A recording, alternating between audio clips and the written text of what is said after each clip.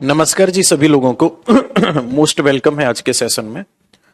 आइए कमेंट में जल्दी से, कैसे हैं आप सभी लोग?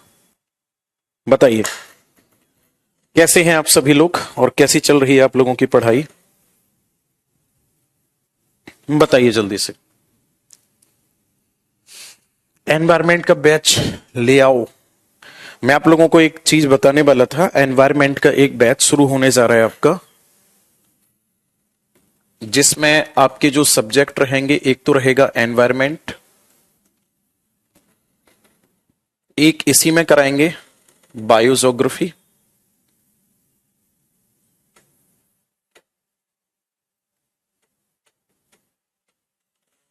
और एक इसी में करवाएंगे फिर डिजास्टर मैनेजमेंट। मतलब तीन मेन कैटेगरी होंगी इस बैच की। ओके, और ये जो तीनों कैटेगरी होंगी, ध्यान से सुनना मेरी बात को, इनकी क्लासेस जो होंगी वो लगभग 70 से 80 घंटे तक की क्लास होंगी आपकी। साथ ही साथ आप लोगों को प्रैक्टिस भी कराई जाएगी क्वेश्चंस की, और पीडीएफ फॉर्मेट में आपको जो क्वेश्चंस होंगे वो प्रोवाइड करा दिए जाएंगे। ठीक है, आपको अच्छे से पता है एसएससी ने बहुत बड़ा खेल कर दिया। आप सभी लोगों को गुड न्यूज मिल चुकी होगी, एसएससी ने कितना बड़ा खेल किया है कि अब जीएस जैसे सब्जेक्ट को जो लोग प्रीलिम्स लेवल तक ही सिमेट देते थे, उन लोगों को भी पढ़ने की जरूरत पड़ेगी। और इतना करा दिया जाएगा इस वाले बैच में कि चाहे आप एसएससी मेंस का एग्जाम देने जाओ, आगे बात समझ में, चाहे आप प्री का एग्जाम देने जाओ, चाहे आप किसी भी टीचिंग का एग्जाम देने जाओ, आगे बात समझ में, स्टेट पीसीएस का एग्जाम देने चले जाओ, आप यूपीएससी प्रीलिम्स का एग्जाम देने चले जाओ, सीडीएस का देने चले जाओ, आप असिस्टेंट कमांडेंट का एग्जाम देने चले जाओ, आप एनडीए का आप एग्जाम देने चले जाओ, किसी भी एग्जाम को देने चले जाओ आप, 4 से 5 क्वेश्चंस तो देखो इन एग्जाम में आपको देखने को मिलते हैं। टीचिंग का पूरा एक पेपर होता है जिसमें लगभग 20 से 25 क्वेश्चंस आते हैं। स्टेट पीसीएस और यूपीएससी में 15 से 20 क्वेश्चंस आते हैं एनवायरमेंट से, और असिस्टेंट कमांडेंट वाले में लगभग 8 से 10 क्वेश्चंस आपको मिलेंगे ईवीएस वाले। आगे बात समझ में, किसी भी एग्जाम में चले जाओ आप, एनवायरमेंट ढंग से पूछा जा रहा है पिछले 5 साल में। ये जो बैच होगा आपका, इसकी फीस केवल और केवल 599 रुपए रखी गई है, जिसमें 1 घंटे पर डे मैं आप लोगों को क्लास करा रहा हूंगा विद अपडेटेड कंटेंट के साथ। ठीक है ना, मतलब किसी भी एग्जाम को देने जाओगे आप, टीचिंग को भी इसमें इंक्लूड करेंगे, और कुछ टॉपिक टीचिंग के एनवायरमेंट में ऐसे होते हैं जो कि नहीं नॉर्मल इससे अलग हटकर होते हैं, वो जीएस का पोर्शन होते हैं, वो भी करा देंगे अलग से कैटेगरी बनवा के। मतलब आपके ये टोटल 3 पोर्शन जो है आपकी जीएस की, ये बहुत अच्छे खासे होने वाले हैं। डिजास्टर मैनेजमेंट को कहा जाता है आपदा प्रबंधन। ओके, वेस्ट बंगाल टेट में 30 क्वेश्चन आता है, कोई बात नहीं, 30 के 30 टिक करवा देंगे, कैसी बात कर दी आपने। तो इस बैच की जो फीस रखी गई है, मिनिमम फीस रखी गई है, क्योंकि पहला बैच आ रहा है पेड बैच, ये 599 रुपए रखी गई है, जिसमें भी हो सकता है आपको कोई कूपन वगैरह लग जाए तो और आपको सस्ता पड़ जाए। इससे कम फीस में पॉसिबल भी नहीं था, आप लोग भी समझदार हो। हाँ, लेकिन फीस बढ़ जाएगी इसकी, 2 दिन बाद फीस इसकी फिर हो जाएगी 799। तो जो भी स्टूडेंट इंटरेस्टेड हैं एनवायरमेंट को बड़े लेवल पर पढ़ने के लिए, वो लोग सैटरडे को ही एनरोल करा लें, इसी सैटरडे को। आगे बात समझ में, मंडे से बैच स्टार्ट हो जाएगा, और मंडे से फीस जो होगी वो हो जाएगी 799। मेरी बात समझ पा रहे हैं आप? मेरे कहने पर एक बार एनवायरमेंट पढ़कर देखो, आपको लगेगा कि हाँ क्वेश्चंस आए हैं, हमने टिक भी किए। ओके, चलो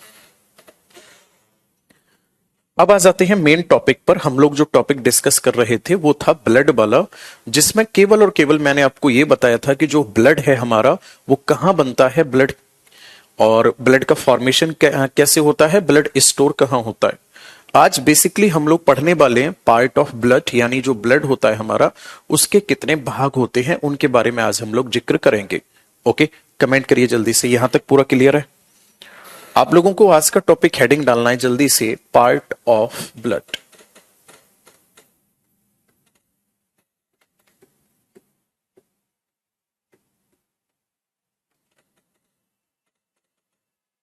पार्ट ऑफ ब्लड यानी कि रक्त के भाग। आगे बात समझ में, रक्त के भाग कौन कौन से होंगे? तो मैं लिखता हूं इसमें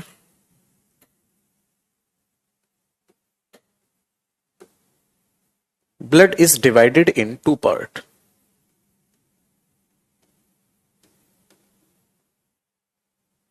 है ना?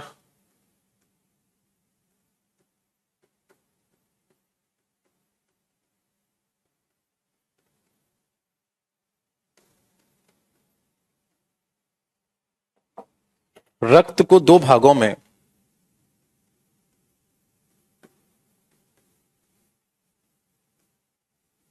बांटा जाता है। जो रक्त होता है, इस रक्त को दो भागों में बांटा जाता है। कौन कौन से दो भाग होते हैं, ध्यान से समझना। एक पार्ट तो होता है ब्लड का प्लाज्मा, दूसरा पार्ट जो होता है वो होता है ब्लड सेल्स। है ना? एक तो प्लाज्मा होता है और एक कौन सा होता है, ब्लड सेल होता है, यानी कि इसी को कहा जाता है रक्त कोशिका। ध्यान से समझना, प्लाज्मा की अगर मैं बात करूंगा तो ये कितने परसेंट पार्ट होता है, प्लाज्मा होता है 55%, 55% भाग होता है प्लाज्मा का। और वहीं ब्लड सेल्स कितनी परसेंट होती हैं, ये होती है 45%। आगे बात समझ में। और ब्लड सेल को फर्दर डिवाइड कर दिया जाता है 3 पार्ट में। एक होती है आरबीसी, एक होती है डब्ल्यूबीसी और एक होती है इसी में प्लेटलेट्स। आरबीसी, डब्ल्यूबीसी और प्लेटलेट्स, दो तरीके से ब्लड को डिवाइड कर दिया जाता है। अब अगर मैं बात करूंगा प्लाज्मा की, तो ध्यान से सुनना मेरी बात को। प्लाज्मा क्या है? प्लाज्मा जो है एक फ्लूइड है। ये क्या है? Fluid part of blood. है ना? ये क्या है? ये है रक्त का द्रव्य भाग। ये क्या है? आपका आंसर होगा ये है रक्त का द्रव्य भाग है। और वहीं ब्लड सेल्स की अगर मैं बात करूंगा तो ये क्या है? ये है पार्टिकल नेचर।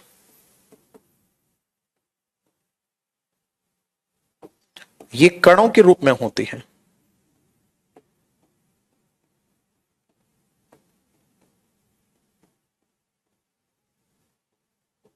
ये कणों के रूप में होती है।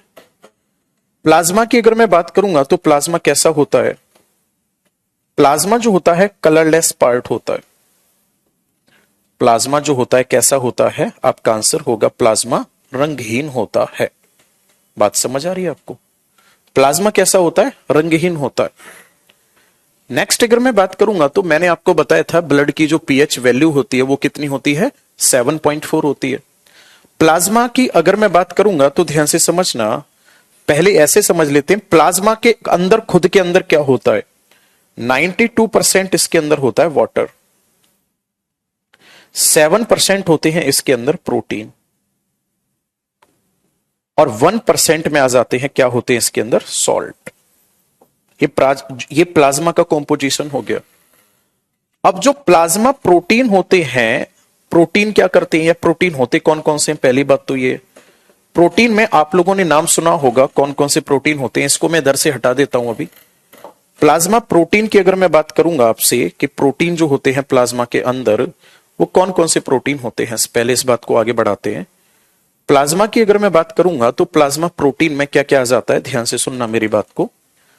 प्लाज्मा प्रोटीन में आ जाता है प्रोथ्रोम्बिन,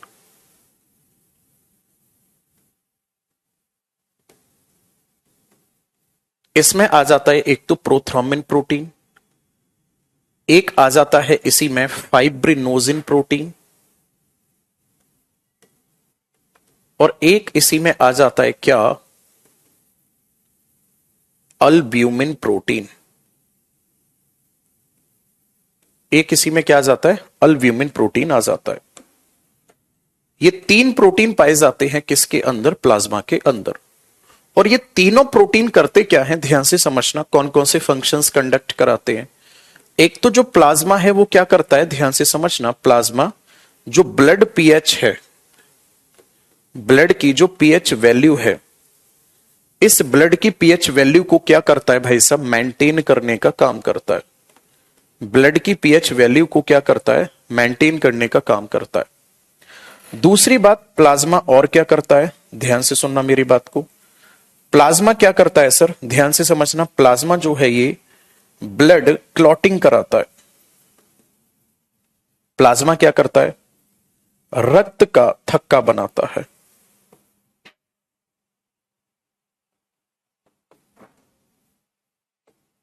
प्लाज्मा क्या करता है, रक्त का थक्का बनाने का काम करता है। नेक्स्ट अगर मैं बात करूंगा तो और क्या करता है ये, ध्यान से सुनना मेरी बात को, जो ब्लड की विस्कोसिटी है,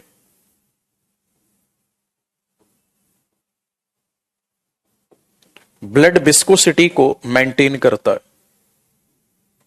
ये क्या करता है, तो आपका आंसर होगा ये रक्त की श्यानता।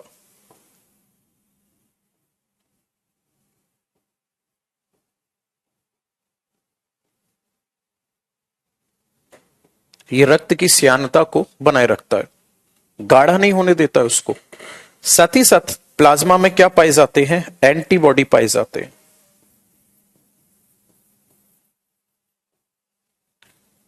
साथ ही साथ प्लाज्मा में क्या पाए जाते हैं, आपका आंसर होगा प्लाज्मा के अंदर एंटीबॉडी पाए जाते हैं। मैं लिख देता हूं यहां पर, प्लाज्मा में क्या होता है, आंसर होगा आपका प्लाज्मा के अंदर एंटीबॉडी पाए जाते हैं। प्लाज्मा के अंदर एंटीबॉडी पाए जाते हैं, और जो प्लाज्मा के अंदर एंटीबॉडी होते हैं, ये एंटीबॉडी क्या करते हैं भाई साहब, ये इम्यून सिस्टम को स्ट्रांग बनाते हैं। तो ये सब कुछ मैंने बताया किसके बारे में, प्लाज्मा के बारे में। समझ आया नहीं आया, एक बार जल्दी से कमेंट करिए। किसी भी स्टूडेंट का कोई डाउट है तो डाउट पूछिए, एक बार कमेंट में आओ, क्लास लाइव है।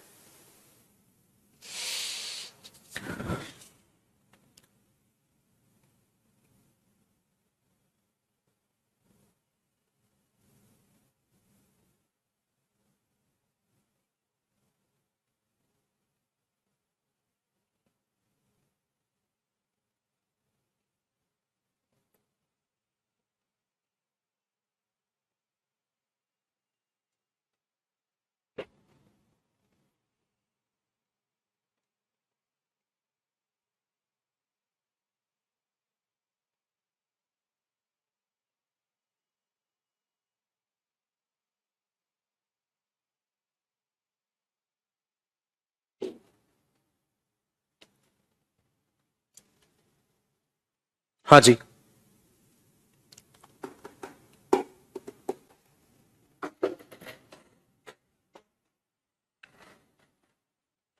कमेंट करो जल्दी से। क्लियर है यहां तक, आगे बढ़े। और आप सभी लोगों से एक बात और कहना चाहूंगा मैं, आप लोग अभी नए जुड़े हुए हैं बैच में, 1.5 महीने के अंदर मैं पूरा सिलेबस करा दूंगा हर हाल में, ठीक है। आज से 1.5 महीने के अंदर बैच में लाइव बने रहोगे, ज्यादा ठीक रहेगा, माहौल बना रहता है। एक टीचर के सामने जब स्टूडेंट के कमेंट आते रहते हैं तो ऑफलाइन वाली फीलिंग आती है, मतलब ये समझ लो कि टीचर भी खुली आंखों से पढ़ा रहा होगा। और जब आप लोग इस सिचुएशन में पहुंच जाते हो कि हम तो रिकॉर्डेड देख लेंगे, देखेंगे ही नहीं, तो फिर हमें भी लगता है भाई हटाओ, उल्टा सीधा बैच पूरा कराओ फिर खत्म करो, जब कोई पढ़ने वाला नहीं है। तो एकदम एक टू वे कम्युनिकेशन के साथ जो क्लास का माहौल रहता है वो होना जरूरी है। कोई बात आप मुझसे पूछ रहे हो, मैं आपको कोई बात बता रहा हूं काम की, मतलब नॉलेज वाली, ठीक है ना। और मैं, आप मुझसे शेयर कर रहे हो, मैं आपसे शेयर कर रहा हूं, यही एक सीखने और सिखाने का बेहतर तरीका होता है। पॉसिबल नहीं है कि आप लोग लाइव क्लास अटेंड न करो और मैं यहां दीवारों की तरह पढ़ाकर चला जाऊं। तो फिर तो बीओडी आपके पास है, बीओडी खरीदना ज्यादा बेहतर होता, क्यों, है ना। चलिए जी, क्लास 3 दिन नहीं, ज्यादा करा देंगे। अब आप लोग हेडिंग डालो जल्दी से, रेड ब्लड सेल। इसको ही कहा जाता है लाल रक्त कोशिका।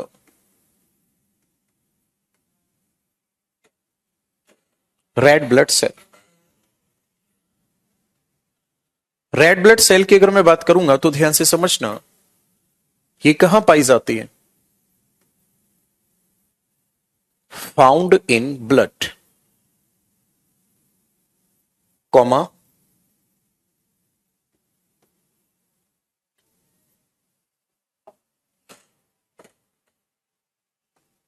राउंड टेबलेट लाइक सी, है ना। ये कैसी पाई जाती है, तो आपका आंसर होगा, रक्त में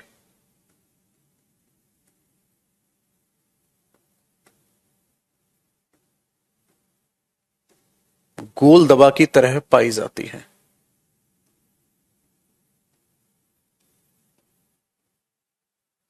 सही है जी।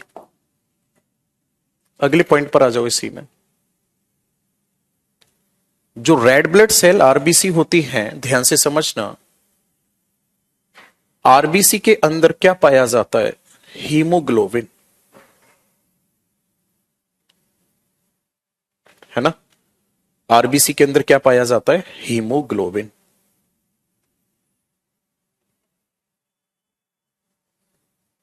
और हीमोग्लोबिन के अंदर एक तो आयरन पाया जाता है और एक पाया जाता है इसी में हीम पिगमेंट पाया जाता है। आगे बात समझ में?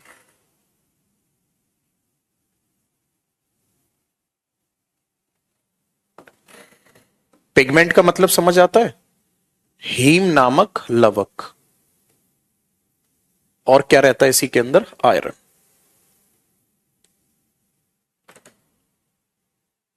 तो फाइनली इसका कलर रेड किसकी वजह से है?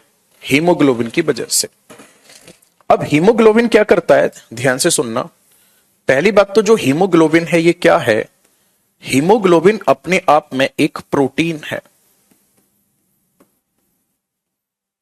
अगर मैं आपसे हीमोग्लोबिन की बात करूंगा तो हीमोग्लोबिन क्या है अपने आप में? आपका आंसर होगा haemoglobin is a protein. Haemoglobin अपने आप में एक प्रोटीन है। साथ ही साथ अगर मैं बात करूंगा अगले पॉइंट में, तो हीमोग्लोबिन किसका काम करता है? हीमोग्लोबिन काम करता है ऑक्सीजन ट्रांसपोर्टर का।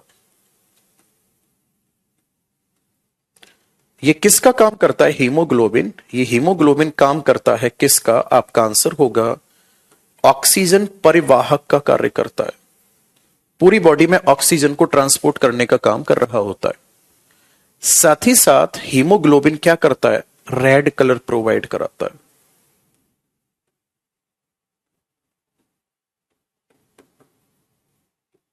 यानी कि ये लाल रंग उपलब्ध कराता है।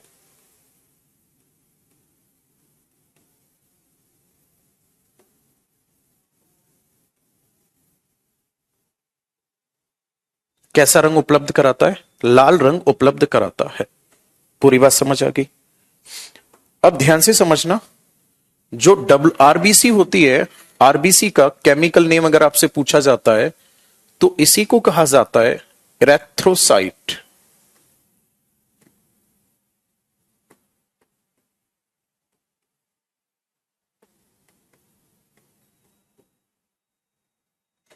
इसे क्या कहा जाता है? एथ्रोसाइट्स कहा जाता है। ठीक है जी। हीमोग्लोबिन में मैंने लिखा हुआ है कि ऑक्सीजन ट्रांसपोर्टर का कार्य करता है। ऑक्सीजन ट्रांसपोर्टर का कार्य करता कैसे है? ये ध्यान से सुनना मेरी बात को। हीमोग्लोबिन ऑक्सीजन के साथ जब रिएक्ट करता है तो ये बनाता है क्या? HbO2। ऑक्सी हीमोग्लोबिन बनाता है। आगे बात समझ में? क्या बनाता है ये? ऑक्सी हीमोग्लोबिन बनाता है। और जहां कहीं भी CO2 का अमाउंट ज्यादा होता है, मैं लिख देता हूं इन एक्सिस अमाउंट ऑफ CO2, जो HbO2 क्या हो जाता है? HbO2 ब्रेक, है ना। जो HbO2 है ये टूट जाता है और टूटने के बाद में फिर ये क्या करता है? टूटने के बाद ऑक्सीजन की सप्लाई कर देता है। तो फाइनली अगर आपसे ये पूछा जाता है what is the main function of RBC, तो आरबीसी का मेन फंक्शन क्या बताओगे? आप लिखोगे आरबीसी रक्त में या आरबीसी शरीर में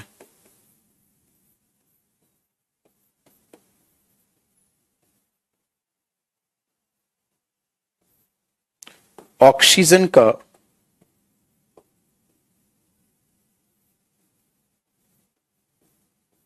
परिवहन करती है। पूरे शरीर में ऑक्सीजन का क्या करती है? ये परिवहन करती है। आगे बात समझ में? पूरे परिवहन में ध्यान से समझना, पूरे परिवहन, पूरे शरीर में ऑक्सीजन का परिवहन कर रही होती है। अगर आपसे पूछा जाता है कि जो आरबीसी होती है इसकी संख्या कितनी होती है, तो लगभग 4.5 से लेके 5.5 मिलियन पर सीसी होता है इनका अमाउंट, जिसकी लाइफ कितनी होती है 120 दिन। 120 दिन क्या होती है, लाइफ होती है इसकी। बात क्लियर है। अगर यह पूछा जाता है इसको डिस्कवर किसने किया था, है ना, तो मैं लिख देता हूं इट वॉज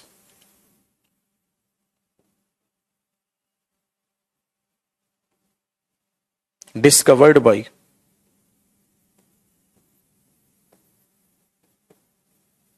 इसकी खोज किसने की,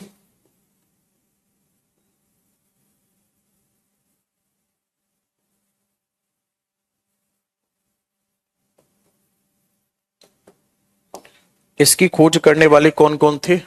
इसकी खोज करने वाले जो थे, एक तो थे, मैं लिख देता हूं यहां पे स्वाटरडम, और कौन थे,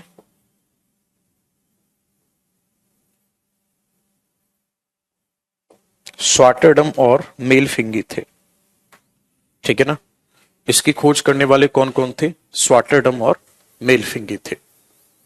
ठीक है जी, इसकी खोज करने वाले कौन थे, स्वाटरडम और मेलफिंगी थे।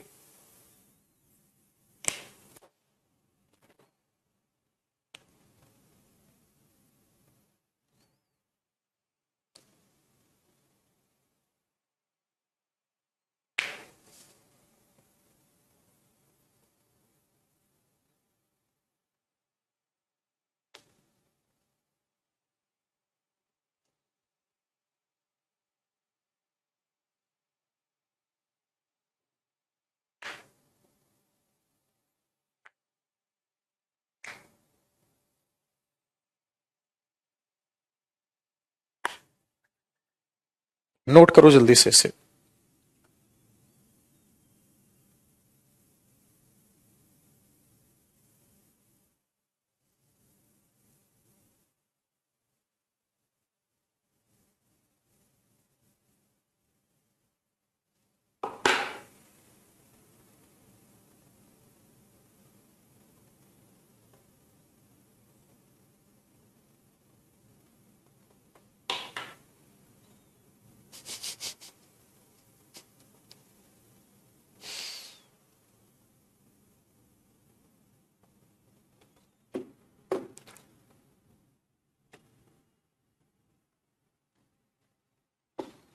हो गया, आगे बढ़ जाएं।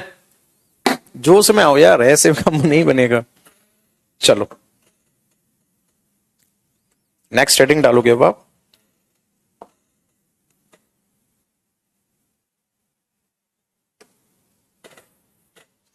इसी में कुछ पॉइंट लिखते हैं, देखो ध्यान से। जो आरबीसी है ना, इस आरबीसी में न्यूक्लियस, माइटोकॉन्ड्रिया,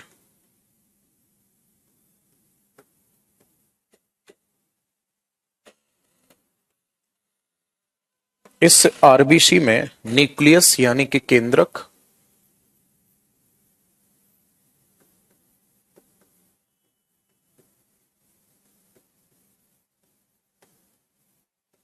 और माइटोकॉन्ड्रिया, केंद्रक और माइटोकॉन्ड्रिया ये दोनों पाए जाते हैं। इसी में लिख सकते हो आप do not found,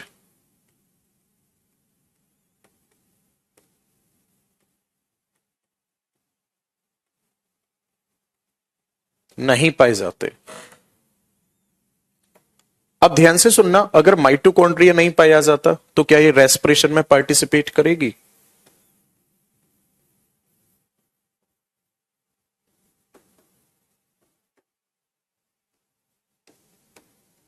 do not participate in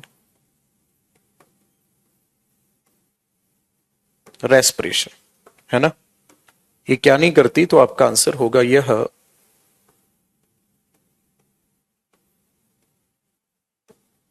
श्वसन क्रिया में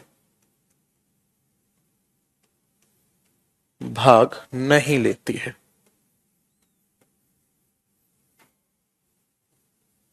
क्या नहीं करती है? श्वसन क्रिया में भाग नहीं लेती है।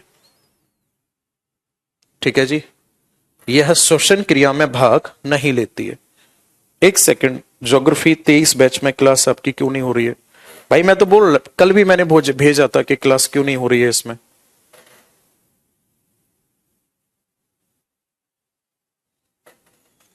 आज भी भेज रहा हूं, क्यों नहीं हो रही है मुझे नहीं पता है।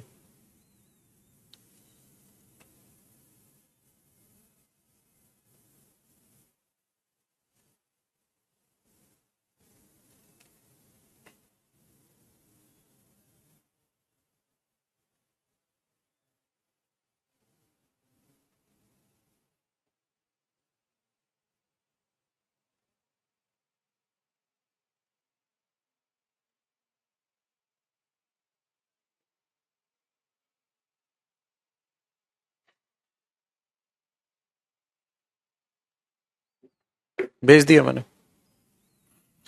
अगर आपसे पूछा जाता है कि क्या ये श्वसन क्रिया में भाग लेती है, आपका आंसर होगा नहीं लेती है।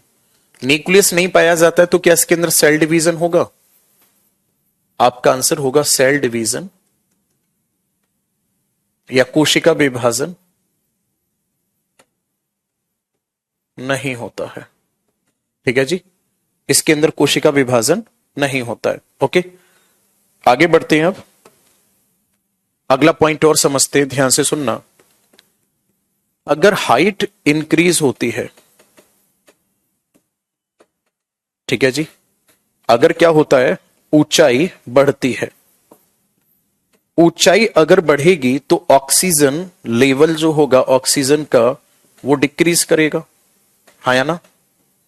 भाई ऑक्सीजन लेवल क्या होगा, कम होगा या ऑक्सीजन कम होगी? और जब ऑक्सीजन कम होगी आरबीसी तो उतनी ही है, तो उस रेस्पेक्ट में आरबीसी की मात्रा बढ़ जाएगी। आरबीसी जो होंगी उस रेस्पेक्ट में, रेशियो में अगर देखा जाएगा तो उस अमाउंट नहीं बढ़ेगा, रेशियो में अगर देखा जाए तो आरबीसी बढ़ जाएगी।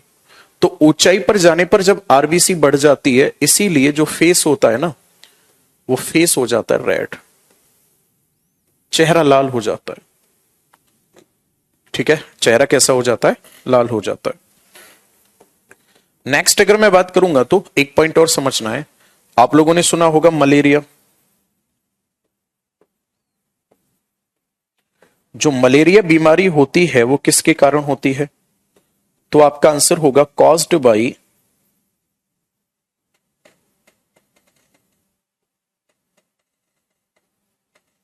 प्लाज्मोडियम। किसके कारण होती है ये?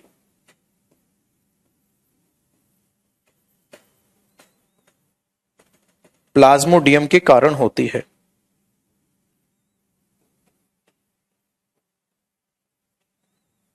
मलेरिया की बीमारी किसके कारण होती है? प्लाज्मोडियम के कारण होती है। आगे बात समझ में। और ये प्लाज्मोडियम क्या करता है? ये काम करता है किलिंग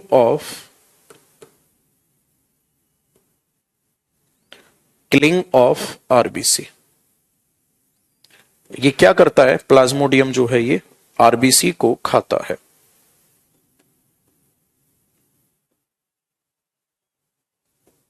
ये हो गया आरबीसी के बारे में। ओके, ये हो गया आरबीसी के बारे में। ठीक है, अतुल का कमेंट आ रहा है।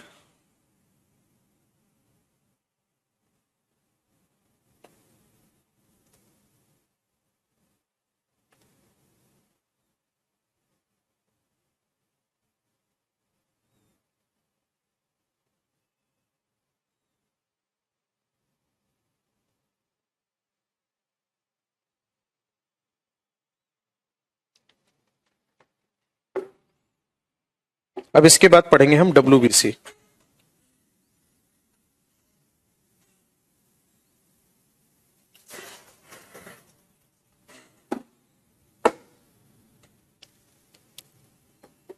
हो गया यहां तक? चलो हेडिंग डालो नेक्स्ट।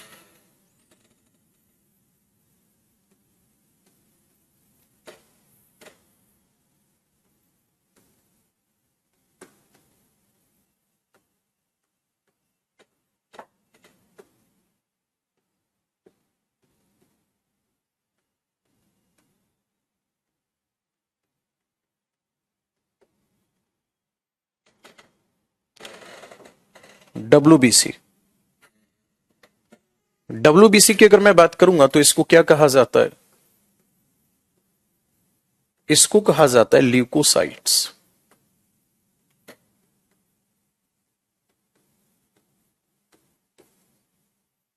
इसको क्या कहा जाता है?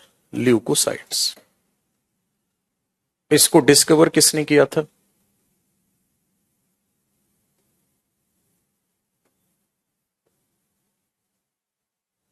ग्रेविल ने।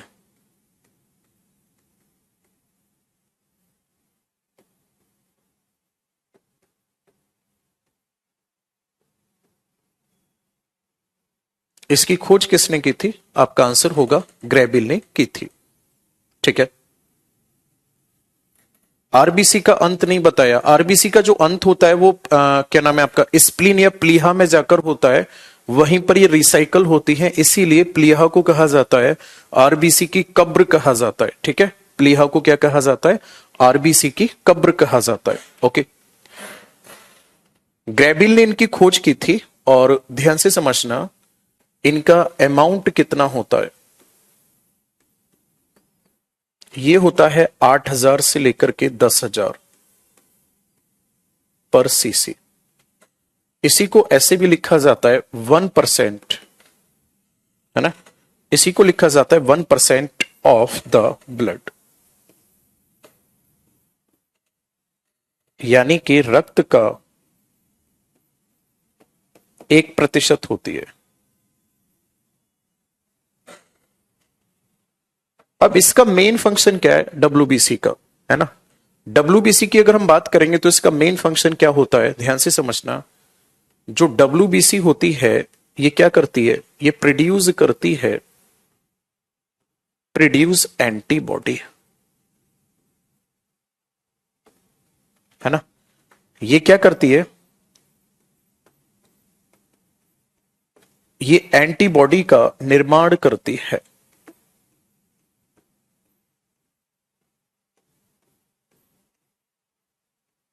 ये क्या करती है?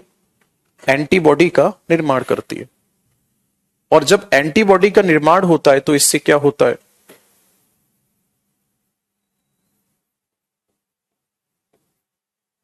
इम्यून पावर कैसी रहती है? स्ट्रांग रहती है, यानी कि जो प्रतिरक्षा क्षमता है या प्रतिरक्षा शक्ति है वो कैसी रहती है? मजबूत रहती है। इस बात को आप ऐसे भी कह सकते हो, इसका क्या मतलब है? इसका मतलब है रोगों से लड़ने की क्षमता अधिक होती है।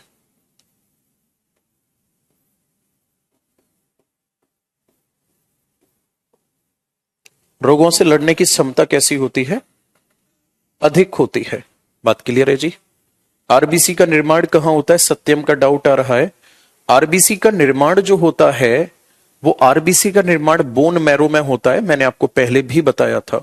और बोन मैरो में जैसे ही थोड़ी सी मैच्योर होती है बोन मैरो से बाहर निकल आती है। ओके, स्टेम सेल के रूप में बाहर निकल आती है, फिर उसके बाद पूरी तरह से डेवलप हो जाती है। आरबीसी, डब्ल्यूबीसी, प्लेटलेट्स या ब्लड, चारों में से किसी का भी अगर आपसे डाउट पूछा जाता है कि ये कहां पर बनती हैं, तो आपका सीधा सीधा आंसर होगा बोन मैरो में ही बनती हैं। ओके, चल।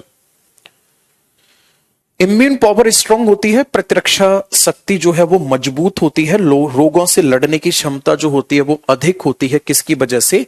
डब्ल्यूबीसी की वजह से। आगे बात समझ में? अब ध्यान से सुनना मेरी बात को। जो डब्ल्यूबीसी होती है, मैं एक पॉइंट लिख रहा हूं, डब्ल्यूबीसी का जो मैं सेल डिवीजन होता है।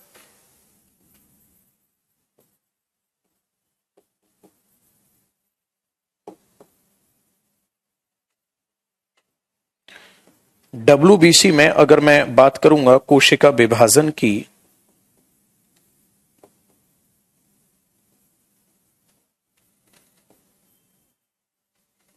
कोशिका विभाजन होता है। आगे बात समझ में? अब ध्यान से समझना, इसका अमाउंट फ्लक्चुएट करेगा फिर। तो अगर इसका अमाउंट बढ़ जाता है, अमाउंट बढ़ गया, अगर इसकी मात्रा जो है डब्ल्यूबीसी की बढ़ गई, तो जो मात्रा बढ़ेगी इसको क्या कहा जाएगा? इसी को कहा जाएगा फिर ल्यूकेमिया। मात्रा बढ़ने पर क्या हो जाता है? ल्यूकेमिया हो जाता है। और ल्यूकेमिया के केस में क्या होता है?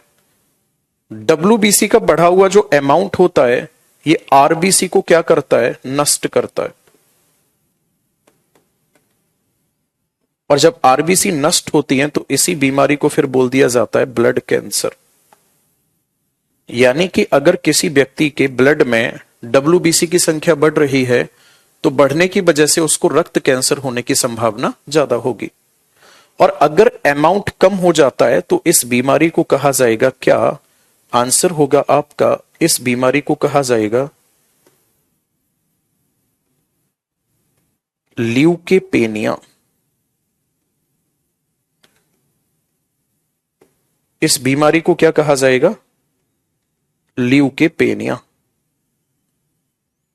और जब ल्यूकेपेनिया की बीमारी होती है तो क्या हो जाएगा भाई? सिंपल सी बात है, जो प्रतिरक्षा क्षमता होगी वो कम हो जाएगी।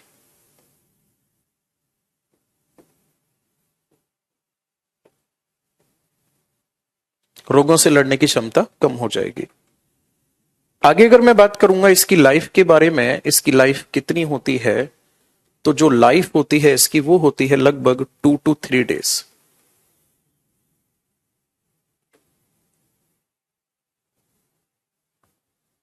नोट करो। आरबीसी का आकार नहीं बताया सर। अच्छा, मुक्का खाना है क्या? रक्त में गोल दवा की तरह होती है, राउंड टेबलेट। ये आकार नहीं बताया इसका। और ये भी बताया कि अमाउंट कितना होता है, ये भी बताया कितने दिन तक जीवित रहती है। और डब्ल्यूबीसी की अगर मैं बात करूंगा, ठीक है, डब्ल्यूबीसी की अगर मैं बात करूंगा इसकी शेप कैसी होती है, तो याद रखना कोई शेप नहीं होती, इरेगुलर होती है।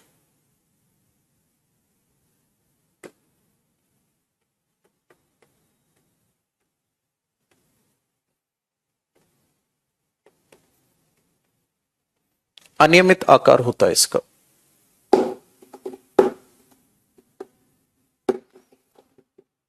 अब जल्दी से इसे नोट करो, फिर आपको सिखाएंगे ब्लड क्लॉटिंग।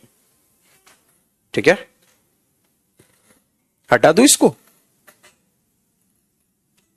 हेडिंग डालो नेक्स्ट। प्लेटलेट्स, बिम्बाणु।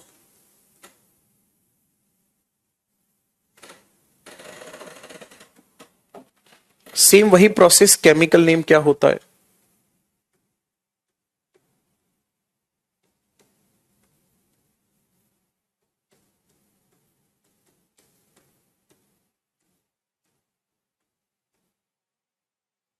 थ्रोमोसाइट्स। ठीक है ना। डिस्कवर किसने किया था?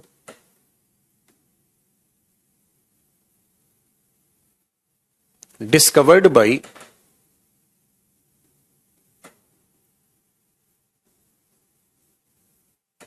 विलियम ओसलर, है ना। इसकी खोज किसने की?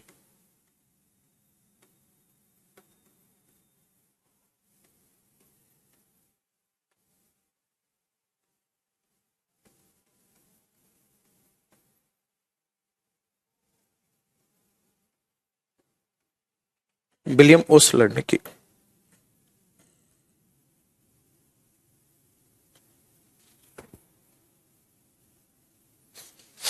इसकी खोज किसने की? विलियम ओसलर ने की। अमाउंट कितना होता है इसका?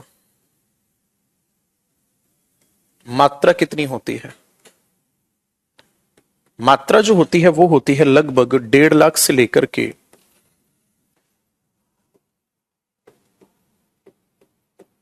4.5 लाख तक होती है। ठीक है, नेक्स्ट अगर मैं बात करूंगा तो लाइफ कितनी होती है? लाइफ होती है 1 वीक। प्लेटलेट्स के अंदर क्या होता है, ध्यान से समझना।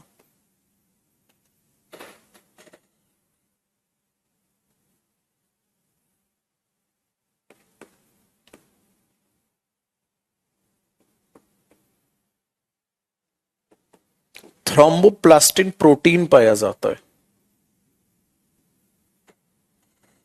है ना।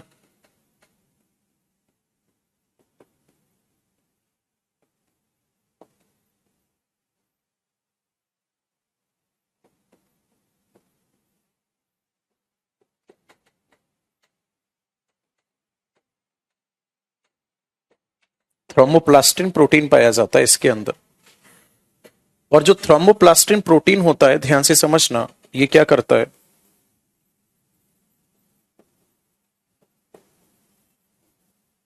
पार्टिसिपेट इन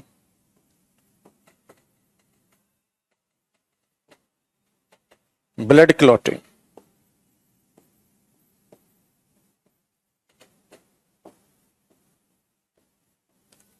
ये क्या करता है, रक्त का थक्का बनाता है। आगे बात समझ में, ये क्या करता है, रक्त का थक्का बनाता है।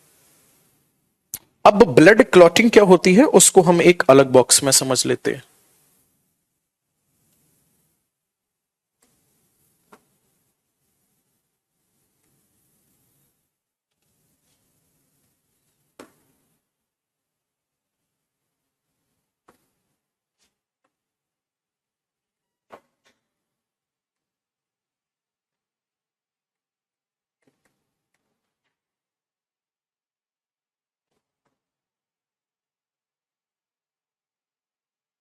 ब्लड क्लॉटिंग में होता क्या क्या है, बात को बहुत ध्यान से सुनना समझना। ये क्या है, ये है स्टॉप ऑफ ब्लीडिंग।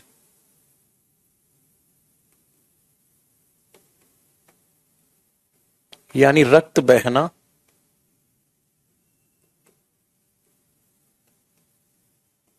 बंद होना, रक्त का बहना बंद होना।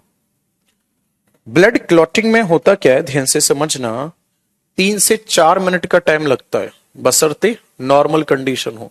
छोटी मोटी अगर आपके कहीं चोट लग जाती है, ध्यान से समझना, छोटी मोटी अगर कहीं भी आपकी चोट लग जाती है तो उस जगह से ब्लड के रुकने में 3 से 4 मिनट का टाइम अमूमन लगता ही लगता है। होता क्या है, ध्यान से समझना, 2 प्रोटीन इसमें पार्टिसिपेट करेंगे। एक प्रोटीन तो होगा प्रोथ्रोम्बिन और दूसरा जो प्रोटीन होता है वो होता है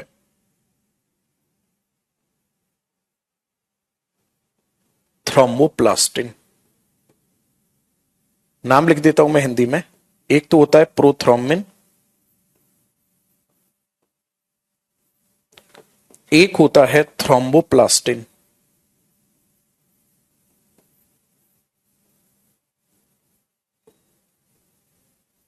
आते कहां कहां से हैं, प्रोथ्रोम्बिन तो होता है प्लाज्मा में और ये वाला होता है कहां पर, प्लेटलेट्स में। ये दोनों प्रोटीन जब आपस में मिलते हैं तो आपस में मिलने के बाद एक नया प्रोटीन बनाते हैं जिसको कहा जाता है थ्रोम्बिन।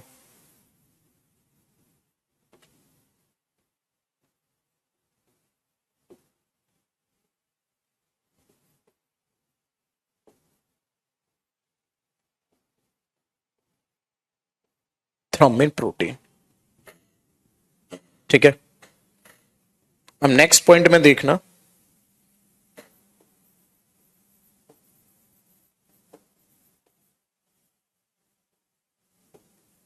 थ्रोम्बिन प्रोटीन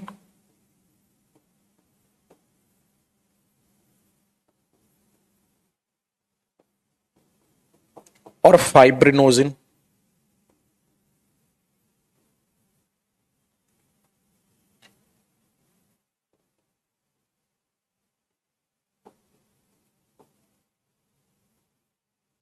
ये दोनों प्रोटीन जब आपस में मिल जाते हैं तो ये क्या बनाते हैं,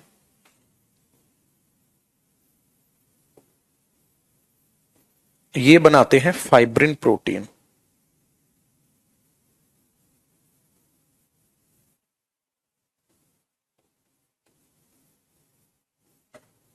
ये क्या बनाते हैं, फाइब्रिन प्रोटीन। सही है जी।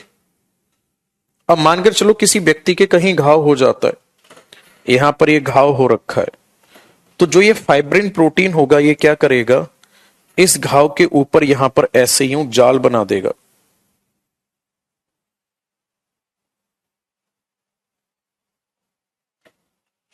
और इसी जाल में आकर आरबीसी फंस जाती है।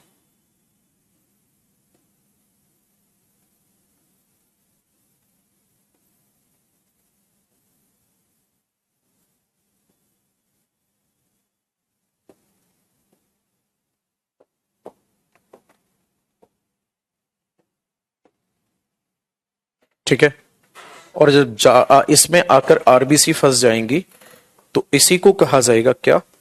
क्लॉट।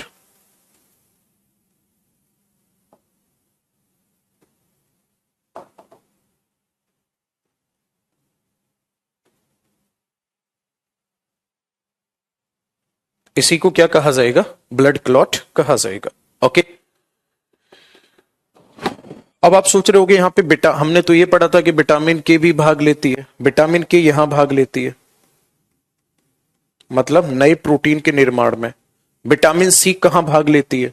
विटामिन जो सी है मैं यहां लिख देता हूं, विटामिन सी काम आती है किसमें? घाव भरने के काम आती है, या घाव भरती है।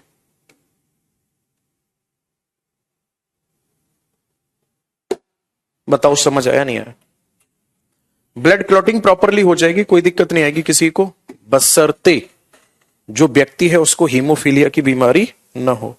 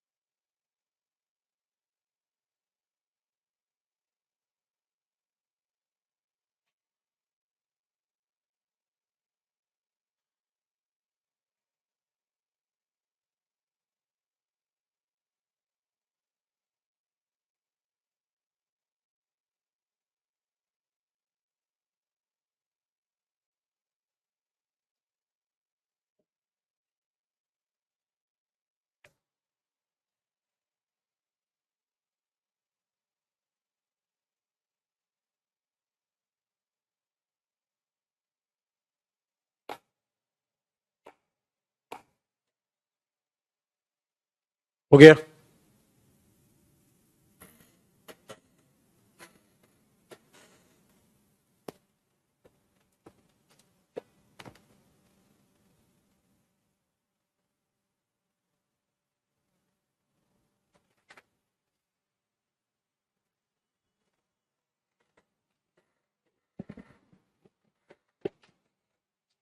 आगे बढ़े।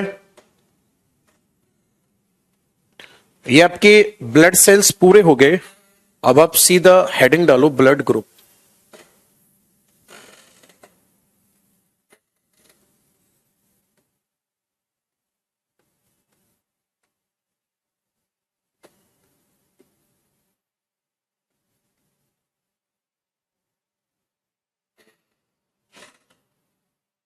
ब्लड ग्रुप को डिस्कवर किसने किया था? ध्यान से सुनना।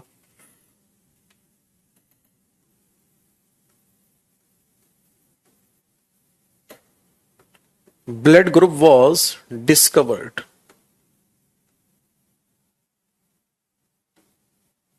बाय, किसने डिस्कवर किया था?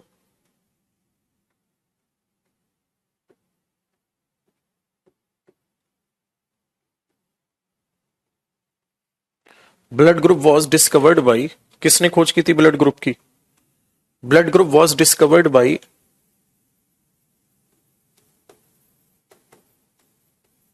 लैंडस्टीनर।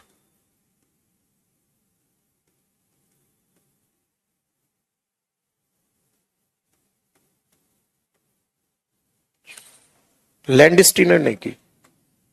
आगे बात समझ में। लैंडस्टीनर ने क्या किया था, ध्यान से समझना। इन्होंने ग्लाइकोप्रोटीन को डिस्कवर किया था।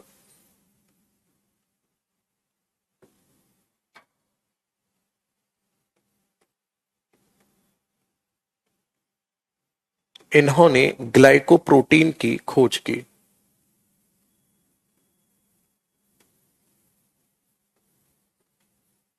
ठीक है ना। किसकी खोज की इन्होंने? ग्लाइकोप्रोटीन की खोज की। आगे बात समझ में। ग्लाइकोप्रोटीन इन्होंने दो जगह खोजे। एक तो इनको मिले थे आरबीसी सरफेस पर, और एक मिले थे इनको कहां पर? प्लाज्मा की सरफेस पर। आरबीसी की सरफेस पर जो इनको ग्लाइकोप्रोटीन मिले उसको इन्होंने नाम दिया एंटीजन, और प्लाज्मा सरफेस पर जो मिले थे इनको नाम दिया था इन्होंने एंटीबॉडी। एंटीजन और एंटीबॉडी। आगे इन्होंने कहा, ध्यान से सुनना मेरी बात को, कि किसी भी व्यक्ति का ब्लड ग्रुप क्या होगा। इन्होंने कहा blood group will same as antigen. इन्होंने क्या कहा कि जो ब्लड ग्रुप होगा वो क्या होगा, यानी कि किसी भी व्यक्ति का रक्त समूह कैसा होगा? रक्त समूह एंटीजन के समान होगा।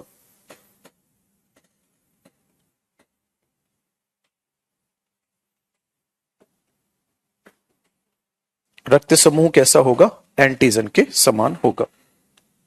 कहने का मतलब यह है कि अगर एंटीजन ए है तो ब्लड भी क्या होगा? ये हो गया ब्लड ग्रुप और ये हो गया एंटीजन। इन्होंने कहा एंटीजन अगर ए है तो ब्लड ग्रुप भी ए होगा। आगे बात समझ में। इन्होंने ये वाली बात बताई, और एक बहुत ही सिंपल सा टेबल इन्होंने सजेस्ट किया, देखो ध्यान से, जिसमें फर्स्ट नंबर पे था ब्लड ग्रुप, उसके बाद था फिर एंटीजन, उसके बाद था फिर एंटीबॉडी, उसके बाद था फिर डोनर, और लास्ट में था एक्सेप्टर।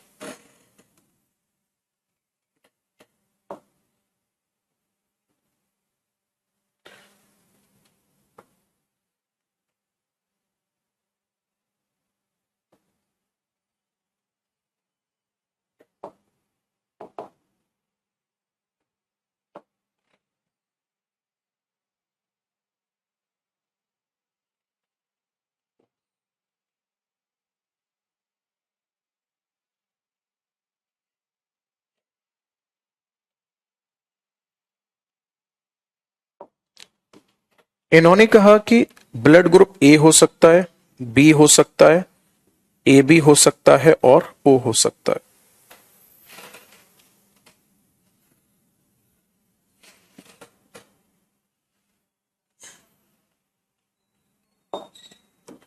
तो ध्यान से समझना,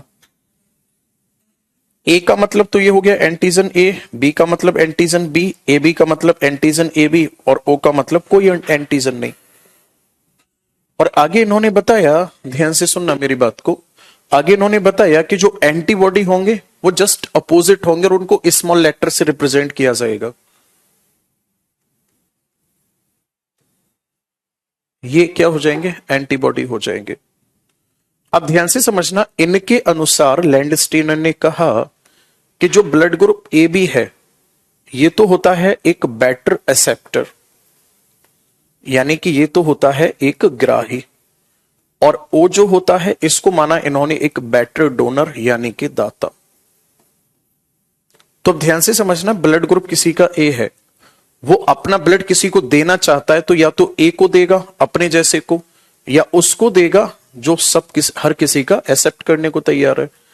अगर ये ब्लड एक्सेप्ट करेगा तो इसका करेगा। सेम ऐसे इन्होंने कहा बी आ जाएगा, ए बी आ जाएगा, यहां पर बी और ओ आ जाएगा। ए बी अपना ब्लड किसको देगा? सिर्फ और सिर्फ ए बी को। और एक्सेप्ट किसका करेगा? ऑल का। ओ अपना ब्लड डोनेट किसको करेगा? सभी को। एक्सेप्ट किसका करेगा? ओ का। ये बात एक लंबे टाइम तक चलती चली आई। लेकिन लैंडस्टीनर के साथ फिर एक और साइंटिस्ट जुड़े जिनका नाम वीनर था। ओके, एक तो लैंडस्टीनर और जो दूसरे साइंटिस्ट जुड़े उनका नाम था वीनर। आगे बात समझ में? तो लैंडस्टीनर और वीनर दो वैज्ञानिक आपस में जुड़े। इन दोनों ने मिलकर क्या किया, ध्यान से सुनना मेरी बात को।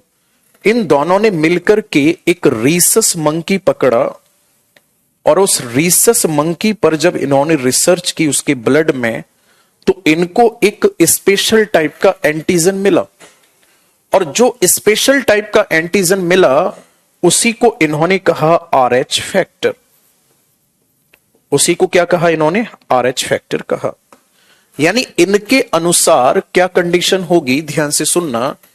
इन्होंने बताया कि अगर किसी के ब्लड में RH प्रेजेंट है तो क्या होगा और RH एब्सेंट है तो क्या होगा।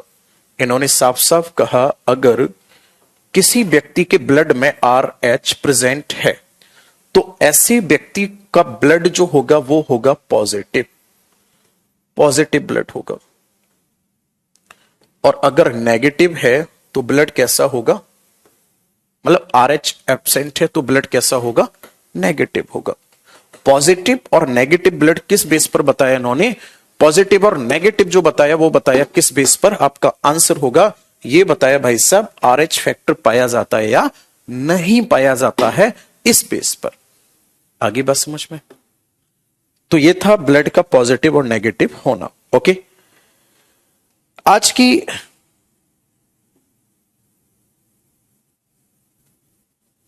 क्लास में यहीं तक रखेंगे, बात बाकी कल। ओके, तब तक के लिए all the best, bye bye, take care.